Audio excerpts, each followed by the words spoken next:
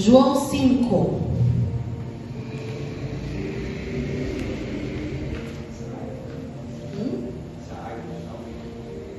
Oi?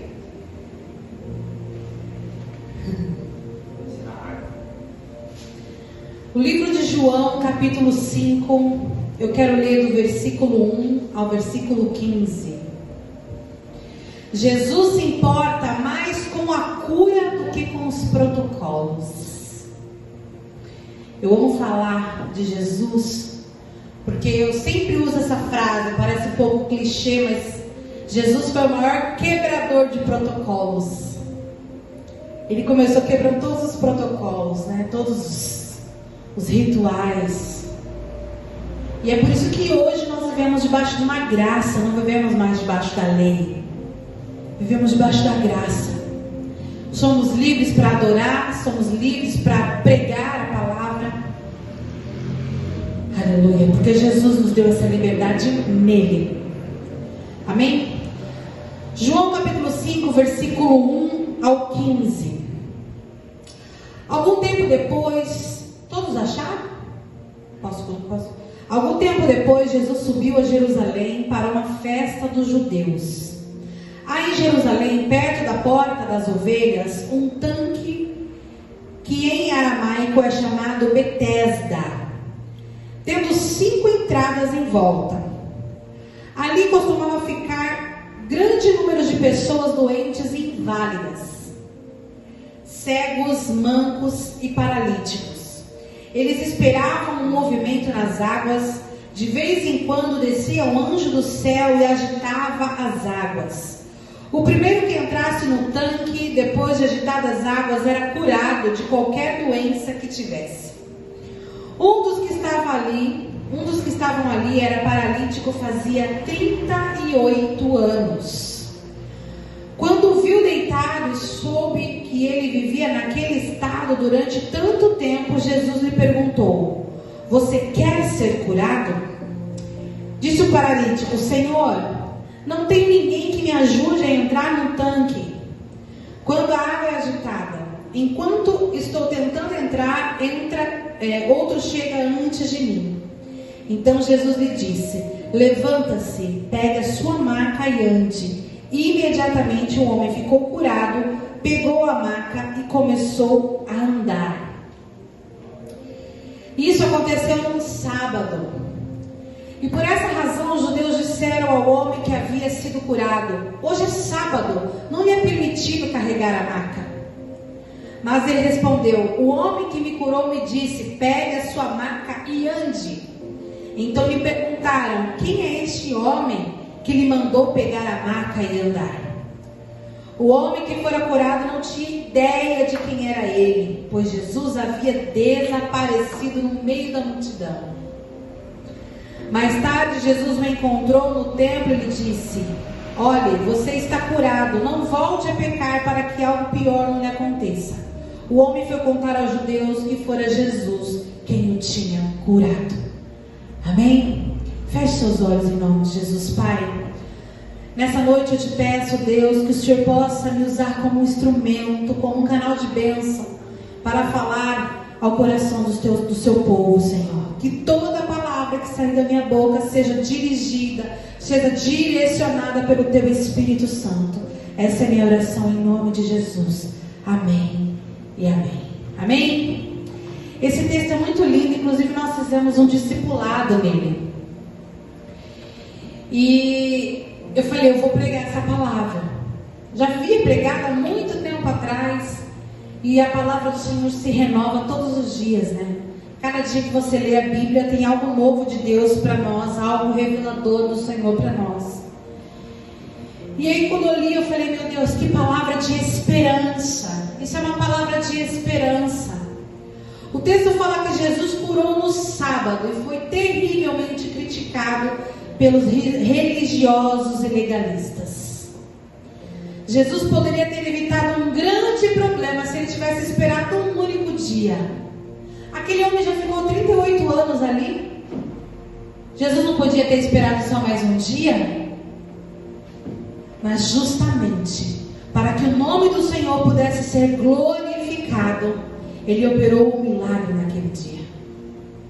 Porque ele não queria ele não estava se importando com os protocolos que estavam debaixo da lei. A lei dizia que não podia fazer nada no sábado. E era sábado. Mas Jesus, ele quis mostrar para todos nós, até hoje, que ele estava acima da lei. Que a proposta da sua morte era salvar-nos. Que a proposta da sua morte era vivermos debaixo da graça e não mais debaixo de um jugo, debaixo de uma lei. Jesus se importou mais com a cura do que com o protocolo. Amém? Ele estava justamente tentando mostrar que a graça que vinha dele era maior que a religiosidade implantada naquele momento, para aquele tempo. E então os hipócritas, né, que tinham a lei como o seu estilo de vida, que viviam na lei, o que mais me chama a atenção foi quando eu estava lendo aqui, falei, poxa vida, homens que se intitulavam homens de Deus, eram ali profetas, tinha ali homens que buscavam a Deus e que aparentemente conheciam a Deus, que na verdade não conhecia nada, eles conheciam a lei e os protocolos. Eles ficaram mais preocupados com o ato do que com a cura. Eles ficaram mais preocupados com o que Jesus tinha feito num sábado. Você imagina uma pessoa que você conheça, que talvez está acamada, daqui a pouco ela passa na sua frente, andando. Você vai ou não vai ficar maravilhado? Com certeza, nós iríamos vibrar. Mas quando eles viram aquele homem curado com a maca embaixo do braço, olha como que a mente deles era tão cauterizada, tão pequena. Eles falaram assim, você não pode andar com essa maca na mão. Eles não estavam preocupados com a cura daquele homem que ficou 38 anos esperando algo acontecer. Mas tinha que cumprir uma tabela. Tinha que cumprir um ritual, um protocolo. Esperasse até amanhã para ser curado. Esses homens não tinham noção. Eles conheciam a lei, mas não conheciam o amor, a empatia, o amor para com o próximo. O quão grande Jesus era. Na verdade, ninguém sabia, ninguém tinha noção de quem representava Jesus, de quem era Jesus naquele momento. Tanto que aquele homem falou, o homem que me curou, ele não sabia nem quem ele era. Se ele tivesse noção de quem era Jesus, enfim, eles eram hipócritas e não se importaram com o milagre. Aquele evento acontecia esporadicamente. Que acontecia esporadicamente, como eu falei, representava a limitação da lei. Isso mostra que nós estávamos, que antes de Jesus viviam debaixo de um jugo limitado. Mas quando Jesus veio para nos libertar, hoje nós não precisamos mais seguir um protocolo. Nós não seguimos mais Jesus e a palavra por um protocolo. Nós seguimos Jesus por amor. Porque o amor nos amou, o amor andou entre nós. E está entre nós. Jesus é a personificação do amor entre nós. E é por isso que ele não está preocupado se você vai para a igreja de saia, se você vai para a igreja. Ele não está preocupado com a cor do seu esmalte. Não está preocupado se o pastor sobe em cima do púlpito para pregar com uma gravata. Nada disso. Jesus não está preocupado com o exterior. Jesus não segue protocolos. É por isso que aqui na nossa igreja nós não seguimos um protocolo. Claro que tudo com ordem e decência, mas não seguimos um protocolo. Que você precisa primeiro ungir com óleo, depois impor as mãos. Não, basta uma palavra e será salvo, será curado. Basta uma palavra. Ai, mas eu não tenho óleo aqui, como é que eu vou orar? Abre tua boca e ora. Profetiza, declare. Se não tem hora, não vai orar sobre o enfermo? E aí? Alguns pontos interessantes essa passagem nos mostra e eu quero compartilhar com vocês. No versículo 2, o homem estava às portas das ovelhas. Toda ovelha precisa de quê, igreja? De um pastor. Disse Beckles. Toda ovelha precisa de um pastor. E olha que coisa interessante. Eles estavam à porta da ovelha, à porta das ovelhas, que não tinha pastor. Aquele povo era um povo que não tinha um acompanhamento espiritual, um povo rejeitado, um povo largado. Ninguém se importava com eles. E olha que coisa interessante, eles estavam à porta das ovelhas, mas as ovelhas não tinham pastor. As ovelhas não tinham quem os guiasse, quem os orientasse, quem os ajudasse, quem orasse. Ovelha sem pastor. E o que acontece com uma ovelha sem pastor? Ela fica como? Perdida, desorientada. Fica como, seu parecido? Vagando. O Senhor não estava uma ovelha sem pastor? Não sabia? Fica sujeita aos ataques. Sabe por quê? Porque a ovelha, não sei se você conhece, a ovelha ela é muito inocente, né? As ovelhinhas. E é por isso que o pastor, ele tem aquele cajado assim. A ovelha vai fugindo, ele traz a ovelha de volta, né? Que é o cajado na ponta, é assim, puxa ela de volta e vai ali colocando o rebanho para comer, né? Todo mundo aqui, e aí acaba, ele vai para um outro pasto. E é isso que o pastor faz. Ele usa aquilo ali também para poder livrar as ovelhas do predador, para poder tirar o predador. Às vezes vem um lobo, um cachorro, não sei como que, um lobo, né? Para poder atacar as ovelhas. O pastor, ele está na frente para poder despistar, para tirar o mal de atacar as ovelhas. Consegue entender qual que é a função do pastor? Davi chegou a matar leão, urso, por causa das ovelhas de seu pai, para defender as ovelhas. Essa é a função do pastor. É por isso que toda ovelha precisa de um pastor, para orientar, para direcionar, para alimentar. Porque a ovelha sozinha, ela vai conseguir se alimentar sozinha? Ela é ingênua. Entende? As ovelhinhas ali, se não cuidar, se não tosar, se não tirar o peso da lã. E como que o pastor faz isso? Ora, ele alimenta, ele estuda a palavra para trazer para vocês. Não está nada disso aqui, mas Deus tocou no meu coração para falar, porque muitos irmãos acham que pastor são dois extremos. Muitos acham que o pastor é Deus, a ponto de idolatrar o pastor.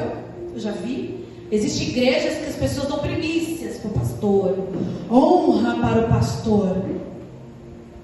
A nossa igreja não tem nada disso. A gente nem gosta dessas coisas. Quando nós vamos servir a ceia do Senhor, e algumas igrejas têm o cálice do pastor. Se vocês perceberem, quando nós colocamos 2 cálices na mesa, esses cálices estão sempre vazios. Onde é que a gente toma ceia? No copinho, junto com vocês. Oi? Nós mudamos, porque nós entendemos que nós não somos melhores. Nós não precisamos de honra, porque o pastor, ele cresce para baixo, não é para cima. É enraizando as suas origens na palavra, para ser o alicerce da igreja.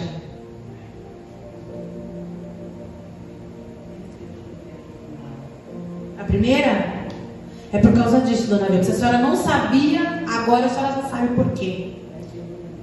Porque nós não somos melhores do que vocês. Então, assim, não tem esse negócio de, né, às vezes, meu pastor. É claro, vocês precisam respeitar os pastores de vocês. vocês, orar pelas nossas vidas, é respeito. É muito esse respeito, né? Uma via de mão dupla. Respeitar. E quando nós falamos de honrar o pastor, né? Não é endeusar. É saber que existe alguém que está cobrindo vocês de oração.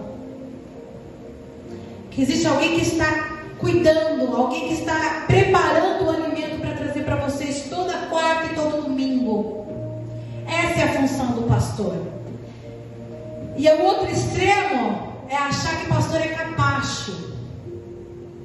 Que pastor tem que estar o tempo todo, toda hora que chorar, ele tem que estar lá. Não funciona assim, irmãos. Porque o pastor, ele tem família, o pastor trabalha, o pastor tem casa, o pastor fica doente. É ou não é? Uma vez uma irmã falou assim para nós na outra igreja em São Paulo, falou, eu acho que vocês deviam abrir a igreja todo dia. Eu falei, oi? Aí eu falei, você vai estar lá todo dia? Ela falou, eu não. Eu falei, por que eu tenho que abrir? Por que eu tenho que abrir a igreja todo dia então? Não entendi. Ela falou, não, porque é isso que o pastor faz. Eu falei, pastor não faz mais nada, pastor não tem vida, pastor não faz mais nada, só fica na igreja. Primeiro, porque nós não somos subsidiados pela igreja. A gente trabalha e pelo contrário, quando chega no dia 15 e não tem dinheiro para pagar todo o aluguel, quem é que vai correr atrás? É o pastor. Vocês entendem? Então assim, existe uma inversão de valores aí. O pastor é para direcionar Cristo. E não é para você endeusar o pastor e nem achar que ele é um capaz. Não são, então tem que ter um equilíbrio aí. Amém? Aleluia. Quem você... E aí eu quero fazer uma pergunta para você hoje, voltando aqui para a palavra. Que eles estavam à porta das ovelhas, eram ovelhas sem pastores, ovelhas sem direcionamento. Tá muito alto, gente? Tá? É que o pastor ele é sensível do ouvido, eu não consigo. Tem que falar. Não, tá bom assim. Porque se não for assim, eu quebro o raciocínio aqui. Amém. E a ovelha ela precisa dar ouvidos para o pastor. Aí eu pergunto para você, quem você tem ouvido? Quem tem te pastoreado?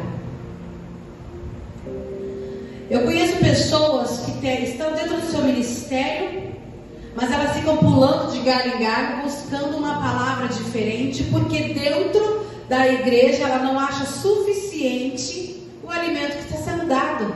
Mas sabe por quê? O problema está na igreja?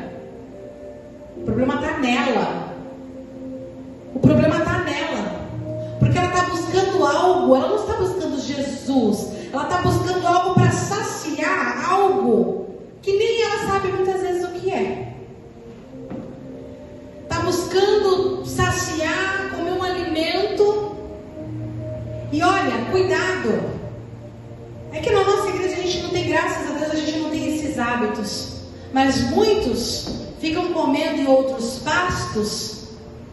E eu vou falar uma coisa para você. Se você comer fast food, você vai matar sua fome?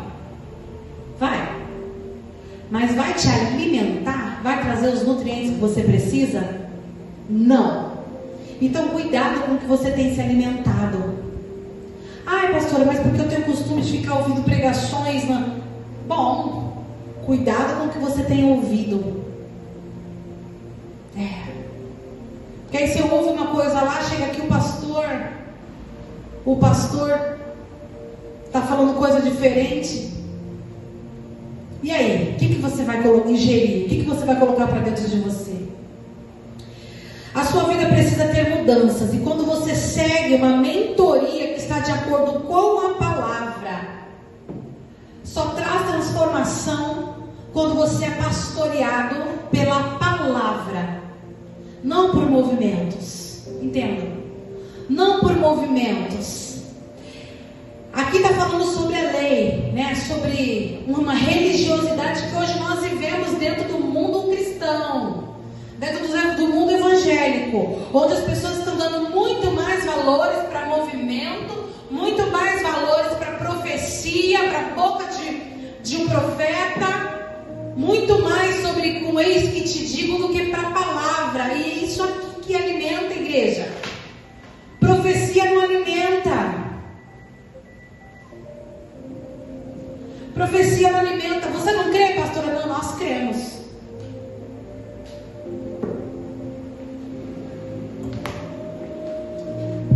Nós cremos, sim, mas a todo tempo, e temos que tomar cuidado, porque eu já vi muita gente com a vida destruída por causa de profecia, né, vô?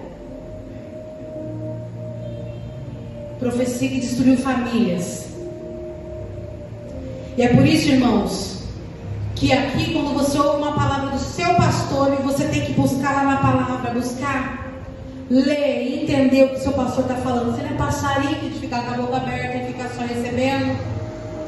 O teu pastor vai te direcionar, mas quem vai buscar é você. Quem vai ler a palavra é você, para que você não venha ser enganado. Amém? Inclusive, tem até aquela passagem sobre o pano molhado, simples, foi estudado. Então, exemplo, você pode colocar a prova. Então, quando houver uma profecia, não é pecado você fazer isso. Eu não vou fazer isso. Alguém, algum problema, desculpe me interromper. Imagina, pode falar, vô. Alguém chega, você está ansiosa, quer mudar a coisa daqui. Aí algum profeta, entre aspas, chega. Olha, o Senhor manda dizer que essa semana você vai lá para a mudança embora.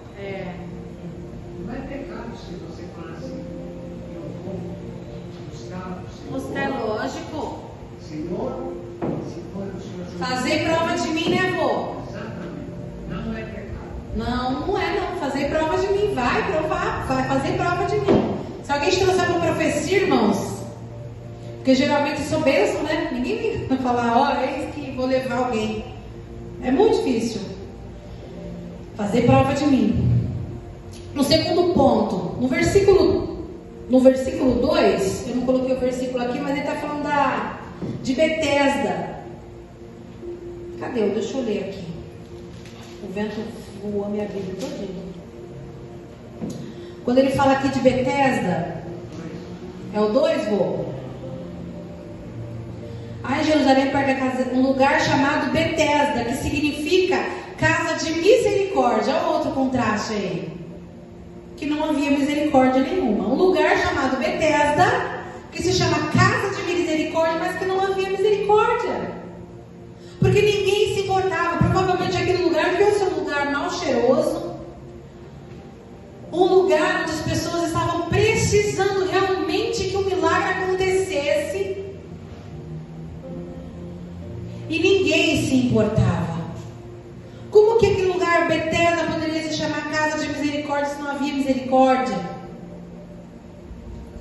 Misericórdia, origem latina que significa ter compaixão, ter capacidade de sentir aquilo que a outra pessoa sente, aproximar seus sentimentos dos sentimentos de alguém. E tem uma palavra que diz assim, ó, se a dor do seu irmão não doer em você, então provavelmente o enfermo é você. Você está enfermo. E o cristão, ele precisa, isso é uma das características de um cristão, é ter compaixão e ter misericórdia, não viver para si, porque quando você vive, quando você recebe Jesus, você passa a andar nos passos de Jesus. Quando você recebe Jesus, você passa a viver como Jesus. E Jesus era o amor, a misericórdia personificada na terra. E se nós estamos vivendo hoje, abrimos a nossa boca para dizer que somos cristãos e não nos compadecemos com o nosso próximo, nós estamos vivendo um evangelho mentiroso, um evangelho medíocre. Aqueles homens não se compadeceram daquele homem que foi curado. Ele foi curado. Eram mentirosos, hipócritas. Porque eles oravam, eles paravam o dia dele, oravam sei lá quantas vezes ao dia, porque eles têm um ritual para seguir. Oravam, liam a Torá, liam a palavra de Deus, mas estavam ocos. não tinha amor e misericórdia.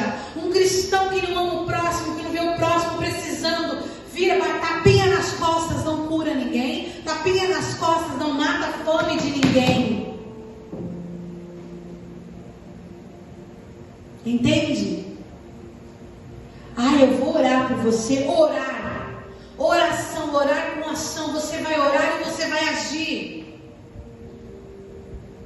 Não adianta a dona Vilma vir aqui e falar para mim, pastor, eu estou precisando, sei lá, de alguma coisa, de orar aqui. E eu falar, tá bom, dona Vilma, vou orar pela senhora, tá apenas vira as costas e esqueço. Não funciona assim.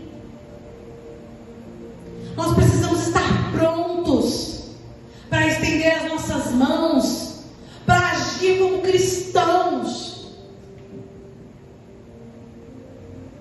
Entende? A palavra alimenta, a palavra sustenta, mas é tudo um conjunto. Eu sei a Bíblia de Gênesis e Apocalipse, mas se você não tem amor, você é um crente medíocre. É verdade. Tem muita igreja por aí pregando prosperidade. Tem muita igreja aí pregando que você pode conquistar. E as pessoas saem das igrejas vazias. A pessoa está precisando de um abraço, ela não quer dinheiro. Dinheiro é bom? Resolve muita coisa. Resolve. Mas às vezes a pessoa está cheia de dinheiro na conta, mas está precisando só de um abraço. A pessoa está precisando conversar. Está precisando que você pague um café para ela. Vocês conseguem entender?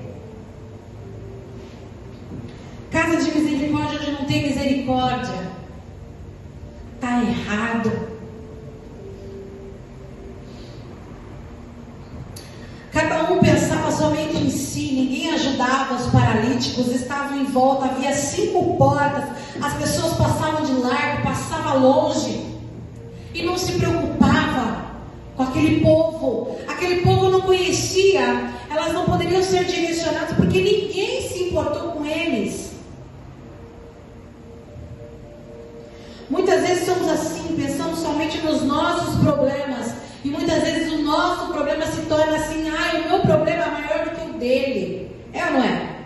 Porque os nossos problemas são maiores. Porque eu estou com muitas dívidas e eu não posso ajudar um irmão. Meu irmão. Ninguém é tão grande que não tem o que receber. Ninguém é tão pequeno que não tem o que doar. Ok? Entende? Nós precisamos ser misericordiosos. Nós precisamos ter compaixão, amar o nosso próximo. Primeiro mandamento, amar a Deus sobre todas as coisas. E o segundo mandamento, amar o próximo como a ti mesmo.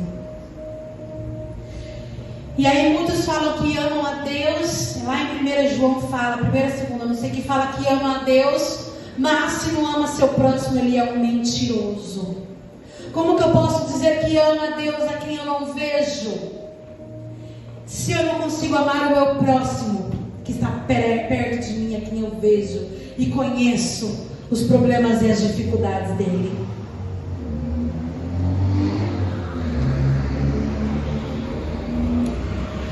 Aleluia, Jesus. Aquele homem, mesmo sem ajuda de ninguém, ele nunca desistiu. Ele ficou ali durante 38 anos. Eu escrevi, mas depois eu comecei a analisar. Falei, será que ele não se conformou? Nunca vamos saber. Só lá na glória um dia, quando nos encontrarmos com ele, e vamos perguntar. Será que ele simplesmente não se conformou com o problema? Ou será que realmente foi persistência? Mas se foi persistência, ele estava num momento desfavorável, num momento difícil da vida dele, 38 anos. E quantas vezes nós desistimos, deixamos de perseverar? Será que nós estamos perseverando? O que você tem feito com os nãos de Deus? Lembra que na última última vez que eu preguei aqui, eu falei sobre oração. E eu falava assim que Deus responde todas as orações, nem que sejam com um não.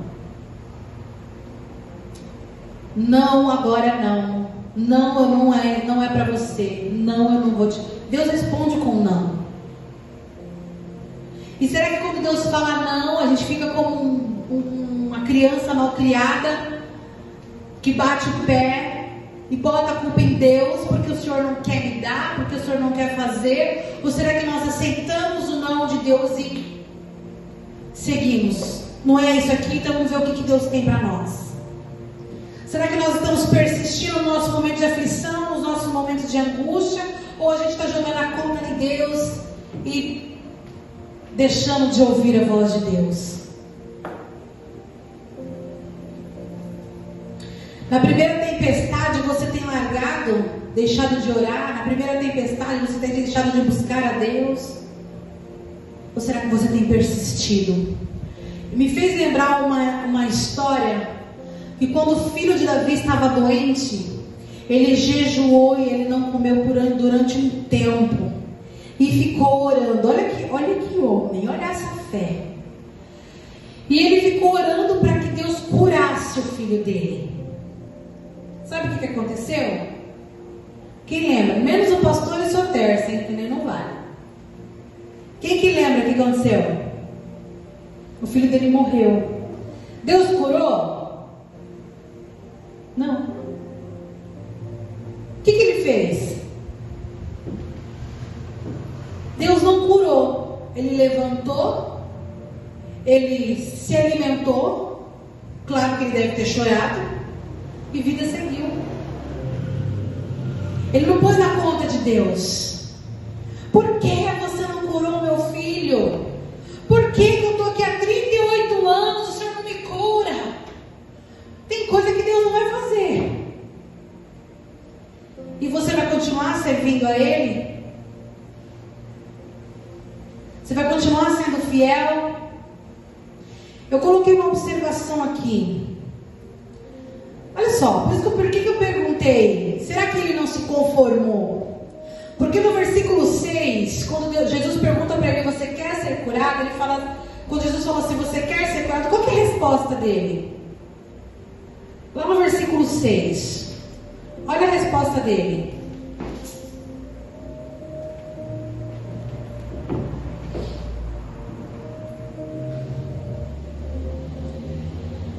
Versículo 6, quando Jesus fala assim, você quer ser curado? No 7 ele responde, Senhor, não tenho ninguém que me ajude a entrar no tanque quando a água é agitada. Enquanto estou tentando entrar, outro chega antes de mim. Jesus falou que ia jogar ele dentro do tanque? O que Jesus perguntou para ele? Você quer ser curado? E eu anotei na minha Bíblia aqui no dia do devocional, e eu coloquei assim, Jesus tem em suas mãos a cura, Jesus tem promessa, Jesus tem bênção, Ele já tem para nós. Nós é que precisamos dar o primeiro passo. Nós precisamos tomar posse daquilo que Jesus já tem para nós. Ele não perguntou assim, então, Jesus não ficou num diálogo, Jesus olhou para ele e falou, você quer ser curado? Se sou eu, irmão, eu falo, eu quero. Para ontem. Olha ele. Ai, mas Jesus não tem que me colocar no tanque. Mas quando não foi isso que Jesus perguntou. E eu já emendo aqui no próximo ponto, onde eu falo a limitação física e espiritual daquele homem. Havia uma limitação espiritual, uma limitação física. Ele não estava só paralítico. Ele via, mas não conseguia enxergar quem que estava na frente dele. Olha essa limitação espiritual. Porque ele vivia debaixo da lei, debaixo do jugo. Ele também, como eu coloquei, ele também estava cego espiritualmente. Aleluia. Tem pessoas que não têm ideia do poder de Deus sobre a vida dela. Tem gente que não tem ideia do poder de Deus sobre as nossas vidas, seu Aparecido. O poder não é porque Jesus prometeu riqueza. Jesus não prometeu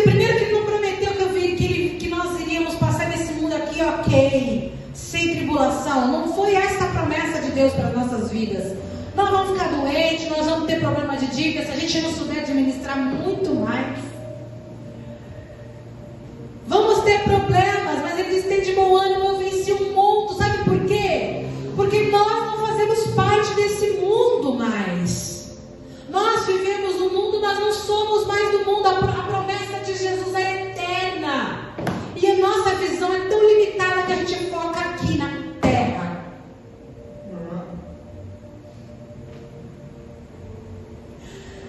Aleluia, Jesus. Existe algo maior para nós, além desta terra, além desse mundo. E nós precisamos abrir os olhos para entender quem hoje fala com você. Jesus, o soberano, altíssimo, Deus dos deuses, Senhor dos senhores.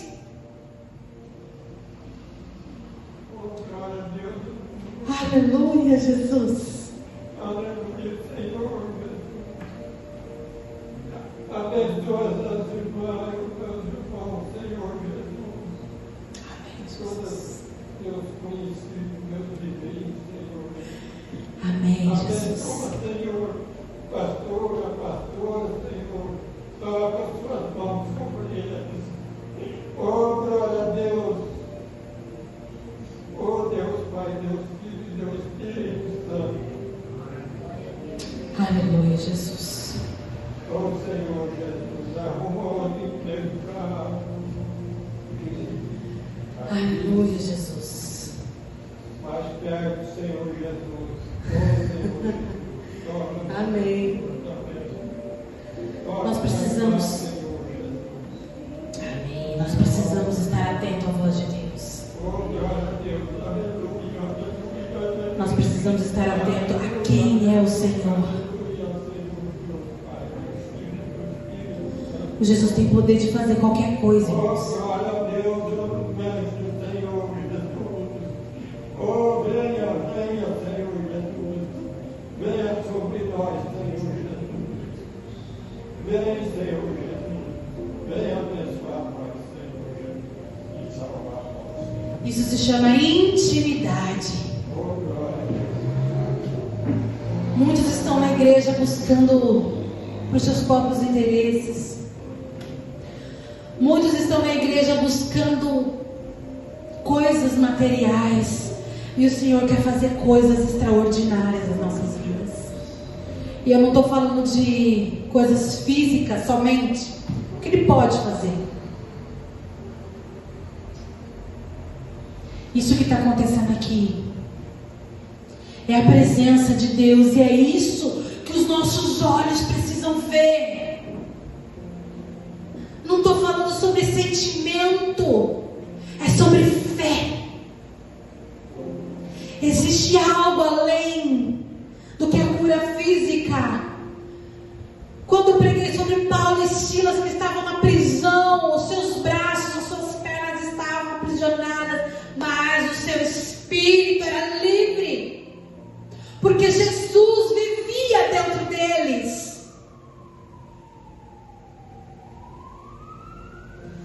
Precisamos buscar mais de Deus, direção espiritual. Abra os nossos olhos, porque queremos te ver, Senhor.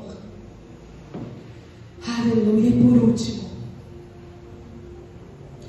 aquilo que para nós é impossível, na verdade eu já emendei uma coisa na outra aqui. Aquilo que para nós é impossível, para Jesus basta uma palavra. Basta uma palavra.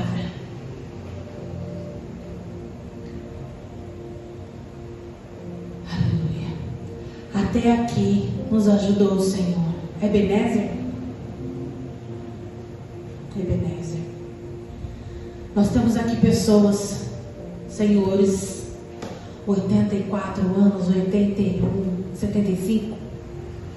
A Cris é nova, a Cris não está. A Cris é novinha, a Cris não está enquadrada nisso ainda não, Cris. Se você está aqui hoje, é porque até aqui o Senhor tem te sustentado, não temas. Porque se Ele fez, Ele vai continuar fazendo. irás prover de novo. Se Ele proveu até aqui, Ele vai continuar provendo. E quando nós passarmos, Ele vai continuar provendo, porque Ele é Deus. Aleluia, Jesus.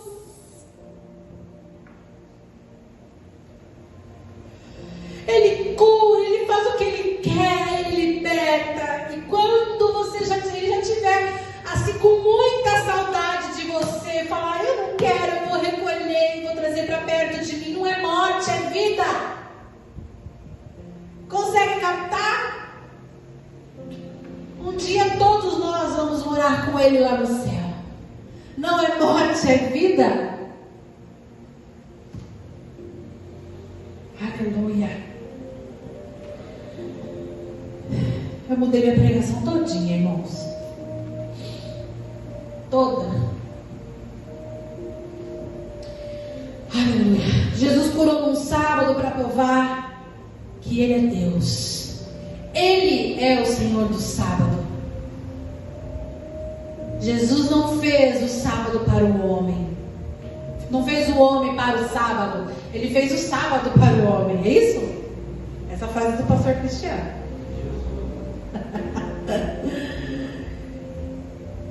Entende por que ele não ligou que era sábado? Porque Ele é o Senhor do sábado, do domingo, da segunda, da terça. Ele faz o que Ele quer quando Ele quer. Deus fez o sábado por causa do homem, não o homem por causa do sábado não ter. Uma vida vale mais do que qualquer regra, qualquer religião, qualquer protocolo. Jesus não estava preocupado com os protocolos. Ele estava preocupado com a cura, com a vida. Aleluia. Os protocolos já não servem mais para nós. Somos livres. Não queiramos costurar o véu já foi rasgado. Nada pode mais que o poder de Deus sobre a nossa vida. E ontem, por incrível que pareça, depois que a mensagem já estava concluída, eu estava lendo uma outra coisa. E aí eu li. Uma vez eu fiz um discipulado, na época que as mulheres faziam discipulado lá em casa. Nós fizemos um discipulado no livro de Colossenses. E eu quero ler para vocês, que eu ia ler lá para o meu sogro ontem. No livro de Colossenses. Anotei em algum lugar aqui. Olha que linda essa palavra, irmãos. Isso aqui é Paulo nos ensinando depois que Jesus já havia morrido, ressuscitado e já estava com o Senhor. Olha que esperança maravilhosa, que coisa linda. Colossenses 2:8. É isso? Colossenses 2:8 diz assim: tenham cuidado para que ninguém os escravize a filosofias vãs e enganosas, que se fundamentam nas tradições humanas e nos princípios elementares deste mundo e não em Cristo. Olha isso. Cuidado para ninguém te escravizar mais. Você é livre em Jesus. Um pouco mais abaixo ele fala sobre a circuncisão, que era o que eu queria ler para o meu sogro ontem. Pois em Cristo habita corporalmente toda a plenitude da divindade. E por estarem nele, que é o cabeça na minha Bíblia está escrito com letra maiúscula. Jesus é o cabeça e não a lei e não os protocolos. Que é o cabeça de todo o poder e autoridade. Vocês receberam a plenitude. Nele também vocês foram circuncidados. Não com uma circuncisão feita por mãos humanas, mas com a circuncisão feita por Cristo, que é o despojar do corpo da carne. Aleluia. Você pode aplaudir ao Senhor em nome de Jesus? Nós não estamos mais debaixo de um jugo, de uma lei. Nós servimos a um Deus que está vivo, um Deus que cura, um Deus que provê, um Deus que faz o que quer. Basta nós estarmos alinhados com a palavra dele, na presença dele. adorando e glorificando ao Senhor todos os dias até que Ele venha. Amém? Que Deus abençoe em nome de Jesus.